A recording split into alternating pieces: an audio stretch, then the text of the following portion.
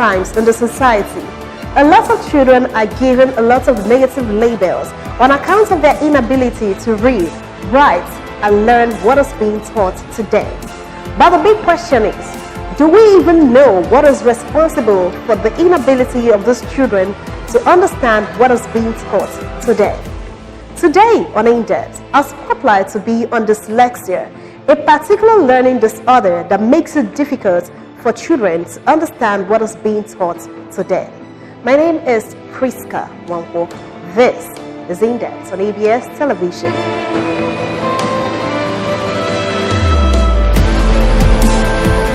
Hello and welcome back to the program Indepth on ABS Television. Joining this conversation today, I have Dr. Michael Opala.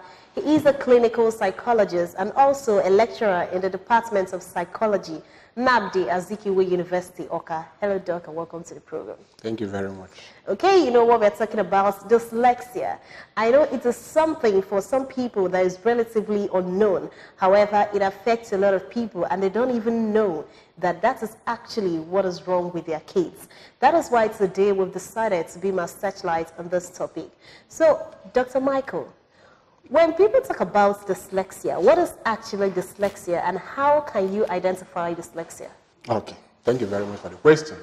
Let me start with where the first person that coined the word dyslexia, I think is important. Okay. They said dyslexia as a word was coined in 1884 by a man named Professor Dr. Rudolf Belling. He's said to be an ophthalmologist. Dyslexia on its own is said to be two Greek words joined together. The dix there means impaired or faulty, where the lexis there means speech, that is faulty speech. Dyslexia, while still being still trade on being the most popular learning disorder, studied and known, it still has no consensus definition. So what it means is that it cuts across different learning disciplines, and in all these learning disciplines that approach it from their own definition.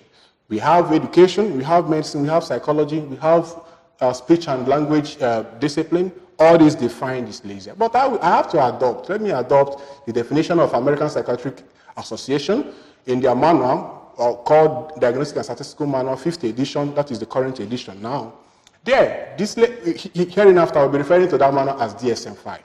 Dyslexia there is defined as a specific learning disorder that involves pattern of learning difficulty characterized by problem with accurate or fluent word recognition, poor decoding, and poor spelling abilities. It also has a part B, which require that the expert should also specify additional learning difficulty, either in reading comprehension or in math reasoning.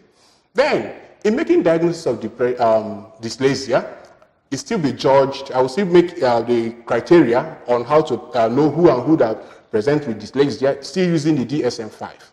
Here we have 4 criteria. The criterion B talks on that the symptoms of dyslexia should be present not less than 6 months, despite the specific intervention. Here, the specific intervention means that if you recall the definition I just gave, it suggests that child A may not be presenting the same thing with child B. So the specific intervention should aim at that symptom that it is being addressed. So for a diagnosis of the dyslexia to be made, it ought to be, the specific intervention ought to be applied for not less than 6 months. And the expectation is that there should not be any improvement despite the specific intervention. Okay. Then, when that is done, the item 1 have been met. Then the item 2 talks about that the presence of these symptoms must have affected the school achievement of that child. It's not just that the child is having this issue and is still performing well in school. No. Then the item C talks about when to make this diagnosis. The item C say that it is at the earliest age of schooling. Here, let me roughly define early age of schooling to be before age 4, before primary school 4, because that from primary school 4 to 5 and 6 are upper primary school level. That doesn't mean that we don't have late onset. From primary school 4 to primary school 5, 6, JS1 and all that, you can still make diagnosis of dyslexia. Okay. Then the final part of this criteria talks about what if these things are, if they are present, we cast question on the diagnosis of dyslexia. Here, if a child has intellectual disability, if a child has sensory impairment, if a child is known to be a chronic absentee in school, then if a child lacks proficiency in the language of instruction, because you have to teach the child well, all things being equal, before you can now say that after doing all you are expected to do, there is still this problem. Okay, Doc, sometimes people talk about this dyslexia, but you find out that this is still something that a lot of people still find it difficult identifying what it actually means when people or when children are suffering from this dyslexia. It is like it's still relatively unknown over here in this part of the world. Why do you think it's so? Is it that there is low awareness about this learning disability, or people just turn a blind eye to this learning disability? Okay, there are possibly so many factors to that. I can't be able to itemize all, but let me just attend to a few. Okay. Yeah, when you talk about awareness, you are right. How aware are we that in school setting that all the students in the class are not the same? That the learning pace of each child tend to differ from child A to child B. What is the strength of the child A? What is the strength of the child B? What is the weakness? What is the weakness of child A and child B and child C? So, in essence, people are yet to be aware, fully aware, at least to the one the role they are expected to play, because we have professionals that are trained on how to identify this, on how to assess it, and how to profile evidence-based intervention. So, but the one for the lay people, quote and unquote, the lay here means that those that are not trained in this domain of academic arena. So, what do they need to know? Of course, when you think that, when you see things that are not normal, we all know what I can say that are normal pattern of development, child growth and development. When you observe those things, call for school psychologists or educational psychologists in that context. At least, when you make the report known that you think that this child have an issue, please help us dig more. Understand? Because this is not in your area. Fine, those guys will take it off from there. Okay. All right, so this dyslexia, what are actually the root causes? Is it genetic, is it hereditary, or is it just something that you don't even know how it comes about? Okay, thank you for that question. We have, as I recall what I said, it's a construct, a concept that cuts across different domains of academic discipline. So also with the etiology differ. So in the context of what I have adopted in terms of DSM-5 as a mental health practitioner, we have literature reviewed. Let me just give 3 etiological causes. Now, literature reviewed that there is that dyslexia is hereditary. In other words, if a parent has dyslexia, maybe when the person was much younger, there is a very strong possibility that the child will also have it. Definitely, yes. Even studies have even gone far to establish the chromosome responsible for the transmitting the dyslexia, the gene for dyslexia, from the child to the parent, from the parent to the child. So this chromosome 15 have been identified. Chromosome 16 have been identified. Even scholars have even went further to say that in all dyslexia cases, that 50% of it is inherited. This is an aspect in terms of hereditary. We also have another one that looks at dyslexia and the brain. The argument here is that the brain structure of dyslexics differ from the non-dyslexics. Post-mortem studies were used in the past to establish this, perhaps due to ethical reasons or, the findings were not acceptable then. But currently, following advancement in technology, something like PET scan have been used, and the results showed, according to that study, that the brain structure, the brain parts that takes care of processing what's called phonologicals, differ from that, is different from that of the dyslexics, differ from that of the non-dyslexics. So still supporting this argument. Then the last of the 3 I want to mention here is that there is an association that looks at visual disability of the impaired. Of course, this system takes care of eye movement while reading. Understand? It takes care of the gaze and all that. So the argument here is that of the dyslexics differ from that of a non-dyslexic. All right, this is still In-Depth on ABS Television. We're going to go on a short break. When we come back, the program continues.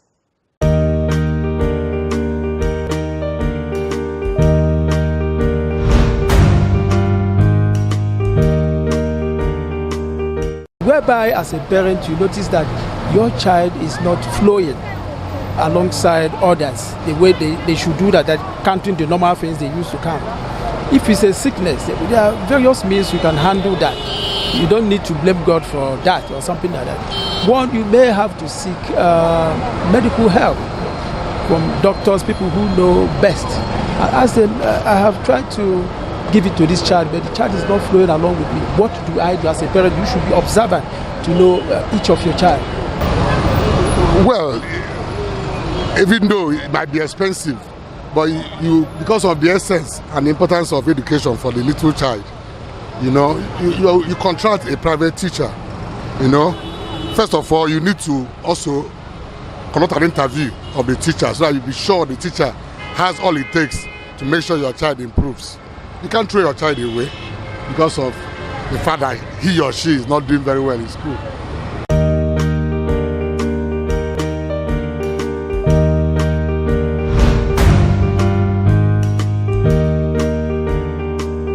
Welcome back. This is still In-Depth, and it's been an interesting conversation. We are still here with Dr. Michael Opala, clinical psychologist and a lecturer in the Department of Psychology, Nnamdi Azikiwe University. Our spotlight is still on dyslexia. Dr. Michael, dyslexia. A lot of times, children are given negative labels on account of their inability to perform well in their academics. You see parents, you see classmates mocking children, calling them Olodo, Dundee, E.T., and all that. As a psychologist, how do you think those negative labels affect the psyche of the child? Thank you very much for that question. I think you know what I have in mind already. All right. What affects us depends on how we interpret things. Okay. What may be a problem for child A in terms of might not be for child B. But all things being equal, there tend to be negative effects. Okay. Some of them could be, you talk about, as you are now, you define yourself the way you want to be. Perhaps due to past experiences, what you have achieved. These children have been, some of them have faced bullying, some of them have been victimized. Understand? But the problem is that they don't actually understand what is wrong with them. They are living out these symptoms without understanding that they have issues. Are you getting it? So the interpretation of the people's reaction may differ from their eye. Are you getting it? So for those that appear to have negative effect of that reaction, of that people's reaction to them, there's highly likelihood that they could become depressed. Here, how depression plays out in children differ from how it plays out in adults. It also could be that it will affect their self-esteem and decrease it, perhaps, to low self-esteem. And what is low self-esteem? The what an individual places on him or herself. Then it can also lead them to anxiety. Understand? For example, now, if in a class a child usually bullies you, when you see that child, you start panicking because you know the outcome. You understand? Then it can also lead to fear of negative evaluation, because for some of them that perhaps that have understood that they have challenge. Not that I don't know what this thing is, but I know it, but I can't write it because types of dyslexia shows that some cannot be able to write what the concept they know, but they can't be able to write it correctly. Okay, there are actually types, different forms of dyslexia. Yes, okay. There are so many of them. All right, can you tell us about some of these types of dyslexia? Okay, there are so many of them. Let me just, I'll talk about 4 to 5 or wow, more. It's up to that. There are more than. Wow. Well, let me start with what they call developmental phonological dysplasia. Okay. Here, the learning difficulty here is that the child is unable to pronounce aloud. To pronounce aloud letters, as unfamiliar letters. Wow. Understand? The letters can be in string, it can be 1 or 2 or 3. But once they are unfamiliar, but the person cannot be able to pronounce it. Wow, understand? Then the second one is what is called developmental surface dysplasia. Okay, what does that one do? Still on the issue of not being able to pronounce, but here is on irregular words. You understand? Words that he or she is not conversant with, he's unable to pronounce it. We have another one. Okay, let me just, this developmental dyslexia, we can roughly divide it into two. We have peripheral dyslexia, developmental dyslexia, and we have also central developmental dyslexia. Peripheral dyslexia has its own types, central has its own types as well. But let me measure on peripheral. One type of peripheral is what is called letter position dyslexia. What this thing means is that it's just, the cardinal feature here is migration of words, of letters. Migration of letters. How do you mean migration of letters? Okay. In a context that a child knows fully well, such a dyslexia knows fully well that this is letter A, this is letter B, this is letter C. But once that word is used to form, those letters are used to form words, he or she cannot be able to place accurately where the particular letter should be. Okay. You understand? Okay. What about the child's aspiration and a child getting to the zenith of their career? Does dyslexia affect the definitely yes. Definitely in yes. what way? Definitely yes. Because when you look at it, the child has goals. He or she has the dreams. But looking at the challenges he or she is facing in academic arena, he or she has that zeal. But the teachers there fail to tap into that zeal, fail to understand this child. The child feels frustrated. If this, perhaps he's the one that have the flair for education. Okay. Understand? Labeling him or her as being stubborn, flogging him will decrease the interest. Understand? And if such a child is the type that aspires to be a medical doctor, of course it ought to be through education. So how would this be achieved?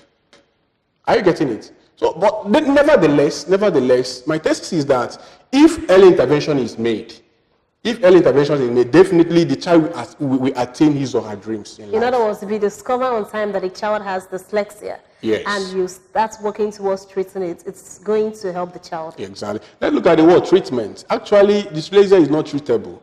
You understand? It's not treatable. It doesn't have any cure. Wow. So how does the child that have dyslexia, how does the child, move forward? When we talk about treatment, when we talk about curing, we are looking at removing the symptoms entirely. Finally, for understand? The person to be totally free. Totally free. But in this context, dyslexia, those symptoms are there. But what we're looking at, what is the strength of this child? How will you tap in the strength of this child in order to reduce that weakness? Okay. Are you getting it? So, early intervention, as I said earlier, child A differs from child B in symptoms presentation. Okay. This is the way also the intervention will focus. Understand? And depending on the definition of what dyslexia is, when I mean definition, the policy, the intervention should be hinged on assumptions of the clinician. Are you getting it? So, in terms of the child being able to achieve his or her dream in life, being able to be successful in life, for that to be achieved, there should be early intervention, and early intervention should be approached. There should be early identification. Early identification should be approached with intervention, and from there, right to adulthood, the child will achieve his or her dream. Okay, so now, are there foundations in this country that focus on dyslexia, that create awareness, that talk about this learning disorder, dyslexia? Are there foundations like this? Yes. Do we have anyone in this part of the country? Yeah, Nigeria, right? No, in this part of the country, that's East, where we are right now. Not to my knowledge, but let me because I'm aware. Some of them in the country. I'm aware we have Dyslexia Foundation Nigeria. Really? Yes, I'm aware. If you then why is it that a lot of people still don't even know that their kids, this is actually what their kids are going through? Okay. There is a study that said that one risk factor for dyslexia is the level of education of the mother. You understand? Let me derive meaning from this finding now. Okay. It's possible that if the mother is aware, if her educational exposure in terms of growing and studying and all that, he or she must have met dyslexia, read about dyslexia. Seeing such similar symptoms in the child will motivate the mother to go and seek for appropriate intervention. But if the mom fails to have such level of education, he or she will attribute it to external causes. Yeah, witchcraft and all witchcraft, what's it called? Your brain is blocked. Are you getting don't it? Have any sense And the child will be labeled wrongly and will be treated as such. And the child will react. The reaction may be actually then become being that stubborn. You understand? But ab initio, something else gave rise to that, which is not being stubborn. But the inability of the mom or the parents or the caregiver or significant others in the child's life to be of knowledge, to be aware that these likely symptoms should be queried. Perhaps they are this, they are that. Understand? Take the child to a professional and all that. There are so many factors that can make the child to be wrongly labeled and treated as such. Okay, talking about this awareness, how can parents be made to know that their child or their children are actually suffering from one form of learning disorder? It might not be dyslexia, any other learning disorder. How can we create this awareness for the parents? Okay, I think, we have PTAs in schools. Okay. We have PTAs in schools. My suggestion here is that, and my assumption again is that each school has their own school psychologist or educational psychologist. And these are the works of education, or even guidance and counselor. These are the works of educational psychology. Principals or proprietors should make, let me assume that most schools have it. They should develop a program whereby from time to time, these parents in their PTA meeting will be equipped with information on these learning issues. For them to understand that it is not just that you send your child to school, paying your school fees. It doesn't necessarily, that child the issue of dyslexia, some people will even have best instructors, best education in life, yet they are unable to communicate, they're unable to write correctly. I get it. Even that have led to the assumption that dyslexics read backward. Are you getting it? So in this context, if parents are equipped through that seminar workshop, it will go a long way. Okay, what role do the government have to play in this kind of situation? Wonderful. Government has a very big role to play. Okay, what kind of role? And it depends on the definition of what dyslexics is to the government. Okay. Here, when you talk about dyslexics as a deficit, that is, that there is something wrong in the child, the approach should differ from when you talk about that dyslexia is a learning difference, whereby that it has its own strengths and weaknesses. When you talk about that the learning that dyslexia is a deficit, then the approach should focus on identifying the educational needs of the child, on remediation. How do you remedy this? And on teaching. So all these things geared towards understanding the child, because when you talk about solution, it's not just it's not a straight jacket thing. Both the government, the parents, the school teachers, and the professional involved, all of them must be involved. It is a collective effort, each part playing his or her own role. But the part of the government is to make a policy that will make the school dyslexic friendly. Then the second part, if the government defines that as a learning disability, then in a context whereby there are other learning, the other pattern of other sides of learning, and dyslexic issue is part of it. In this context now, the focus should be on differentiation. That is, there are types of learning disability, learning styles. That of the dyslexic is one of them, so that they will not feel stigmatized. Then another thing there is to inclusion. Understand? They should feel, as in the pattern of the learning, teaching this dyslexia should be included in the academic curriculum. Are you getting it? Then the last of it is the learning. It is a continuous, because these guys, you have to be patient with them. You have to afford them enough time to read and read and read, and to be able to cope, because most of them, they tend, perhaps, they're not slow understanders, but the issue is that the symptoms affect the way they process what they see and what they retrieve. That is, for them to take action, be it in writing form, be it in oral form. All right, so Dr. Michael, as a psychologist, if you were to talk to a dyslexic child out there right now, what will you say to that child? The child is a unique child. There is nothing wrong with the child. What is wrong is having problem in identifying his or her strengths. Each of us have our strengths and weaknesses. Nobody is nobody is superior being. We all have our challenges. We all have our strengths. Such a child is unique. Such a child. Take the likes of Tom Cruise. Who was dyslexic? Dyslexics. Wow. Dyslexic. And most of these known musicians, footballers, artists, Well, Google it. They are dyslexics, but they attain that height despite their condition. So what are we saying? And most those non-dyslexic are still struggling, quote and unquote. Okay, we want to thank you, Dr. Michael Okpala, clinical psychologist and lecturer, Nnamdi Azikiwe University Department of Psychology. Thank you for educating us on dyslexia today. Thank you very much. Thank you very much. All right, you've heard it from Dr. Michael. Every child is unique. The important thing is for you to realize your strengths and make sure you use your strengths to defeat what has been tagged a weakness in you. See you next time on In-Depth on ABS Television. My name is Priska.